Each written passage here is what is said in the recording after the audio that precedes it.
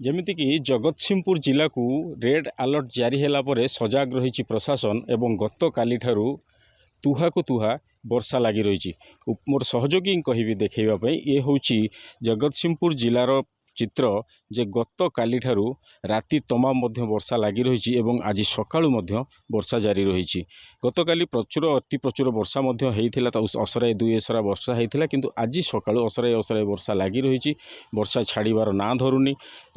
ଯେମିତିକି ବିଲବାଡ଼ି କୁହାଯାଇପାରେ ବା ଖାଲୁଆ ଅଞ୍ଚଳ କୁହାଯାଇପାରେ, ସବୁ ଜାଗାରେ ପାଣି ମଧ୍ୟ ଜମିକିରି ରହୁଛି ଏବଂ ତା ପାଣି କମିବା ପୂର୍ବରୁ ମଧ୍ୟ ବର୍ଷା ଜାରି ରହିଛି, ଯେଉଁଥିପାଇଁ ପାଣିର ପରିମାଣ ମଧ୍ୟ ବଢ଼ୁଛି।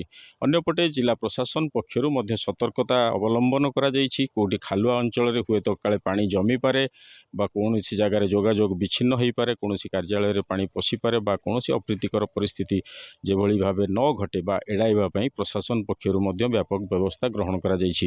ଏବଂ ଗୋଟେ କଥା ଉଠୁଛି ଯେ ବିଶେଷ କରି ସବୁଠୁ ଏଇ ଯେଉଁ ଲଘୁଚାପ ଜନିତ ବର୍ଷାରେ ଜଗତସିଂହପୁର ଜିଲ୍ଲାର ସବୁଠୁ ଅଧିକା କ୍ଷତିଗ୍ରସ୍ତ ହେବାକୁ ଯାଉଛନ୍ତି ଜଗତସିଂହପୁର ଜିଲ୍ଲାର ଚାଷୀମାନେ, ଯେଉଁଟାକି ଧାନ ଚାଷ ହେଉଛି ପ୍ରମୁଖ ଚାଷ ଏ ଜିଲ୍ଲାର। ଏବଂ ଏହି ଜିଲ୍ଲାରେ ଯେତେବେଳେ ଚାଷ କାର୍ଯ୍ୟ ଆରମ୍ଭ ହୋଇଛି, ତଳି ପକା କାର୍ଯ୍ୟ ମଧ୍ୟ ଆରମ୍ଭ ହୋଇଛି, ଅନେକ ସ୍ଥାନରେ ମଧ୍ୟ ତଳି ପଡ଼ିସାରିଛି, କିନ୍ତୁ ଏହି ଯେଉଁ ବର୍ଷାରେ ତଳିଗୁଡ଼ିକ ଯେହେତୁ ବୁଡ଼ି ଯାଉଛି, ତେଣୁକରି ସଢ଼ିଯିବାର, ନଷ୍ଟ ହୋଇଯିବାର ଅନେକ ଆଶଙ୍କା ରହିଛି, ଯେଉଁଥିପାଇଁ ଚାଷୀମାନେ ବର୍ତ୍ତମାନ ମୁଣ୍ଡରେ ହାତ ଦେଇ ବସିଛନ୍ତି। ଅନ୍ୟପଟେ ଯଦି କହିବା, ଏ ଯେଉଁ ଲଗାଣ ବର୍ଷା ଯୋଗୁଁ ଜନଜୀବନ ମଧ୍ୟ ବାଧାପ୍ରାପ୍ତ ହୋଇଛି, ସାଧାରଣ ଯାତାୟାତରେ ମଧ୍ୟ ବାଧା ସୃଷ୍ଟି ହୋଇଛି, ବିଦ୍ୟାଳୟର ଛାତ୍ରଛାତ୍ରୀମାନଙ୍କୁ ଯିବା ଆସିବାରେ ମଧ୍ୟ ବାଧା ସୃଷ୍ଟି ହୋଇଛି। କିନ୍ତୁ ଯେହେତୁ ସେଭଳି କିଛି ପରିସ୍ଥିତି ବର୍ତ୍ତମାନ ସୁଦ୍ଧା ସେଭଳି ଅତି ପ୍ରବଳ ବର୍ଷା ବା ଯେଉଁ ଯୋଗାଯୋଗ ବିଚ୍ଛିନ୍ନ ଭଳିଆ ପରିସ୍ଥିତି ସୃଷ୍ଟି ହୋଇନି, ତେଣୁକରି ବିଦ୍ୟାଳୟ ଛୁଟିକୁ ନେଇକରି ବର୍ତ୍ତମାନ ପ୍ରଶାସନ ମଧ୍ୟ ନଜର ରଖିଛି। ଯଦି ଆବଶ୍ୟକ ପଡ଼େ ବିଦ୍ୟାଳୟକୁ ମଧ୍ୟ ଛୁଟି କରାଯାଇପାରେ।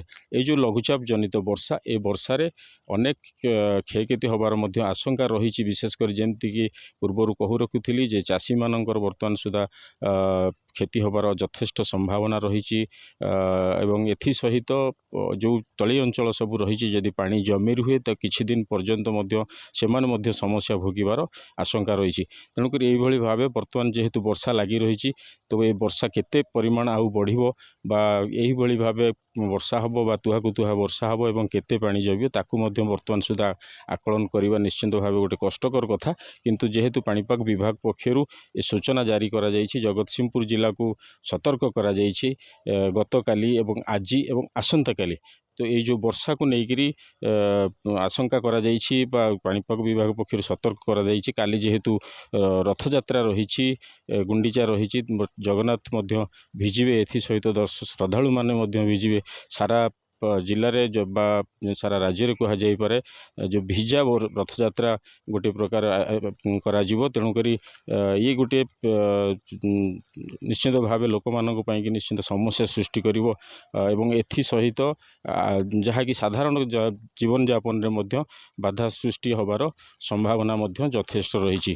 ତେଣୁକରି ଏ ଯେଉଁ ବର୍ଷା ରହିଛି, ଏ ବର୍ଷା କେତେ ପର୍ଯ୍ୟନ୍ତ ଚାଲିବ ବା ଏ ବର୍ଷାର ପରିମାଣ କେତେ ବଢ଼ିବ, ତାହା ବର୍ତ୍ତମାନ ସୁଦ୍ଧା ଅନୁମାନ କରିବା ମଧ୍ୟ ସମ୍ଭବ ନୁହେଁ। ଜଗତସିଂହପୁର ରମାକାନ୍ତ ଦାସ, କନକ ନ୍ୟୁଜ୍।